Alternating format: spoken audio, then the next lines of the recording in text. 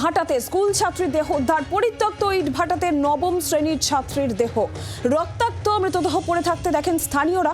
মৃতদেহ ময়না তদন্তের জন্য পুলিশ পাঠিয়েছে। ধর্ষণ করে খুনের অনুমান স্থানীয়দের একাংশের।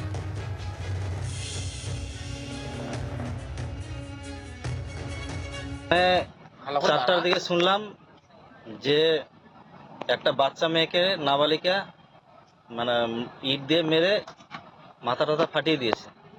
বাচ্চা মেয়ে, ধর্ষণ হয়েছে হয়তো, সম্ভবত। বয়স আনুমানিক বয়স ওই 12-13 বছর বয়স হবে। 7টার সময় থেকে মেয়ে কাজ থেকে আসলাম, মেয়েকে বলছি ছিল 7টার সময়, 10 মিনিটে তারপরে দেখছি যে নাই। কি আজকে সকাল 7টা না কখন? মানে কালকের ঘটনাটা। সন্ধ্যা না সকাল? আমাদের পরব আছে তো, ওই বাদনা পরব, তো ঠিক মনে হয় নাচ গান করতে গেছে, হয়তো নাচছে। তারপরে দেখছি যে নাই, রাত গেল, সকালে পূজাপুজি করছি, নাই নাই নাই।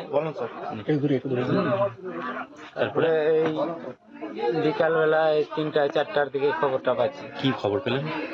খবর পেলাম যে লাশ হয়ে পড়ে আছে। কোথায় ওটা? শিবাভাটার কিলিং। বাংলার আওয়াজ, বাঙালির আবেগ, জি 24 ঘন্টা।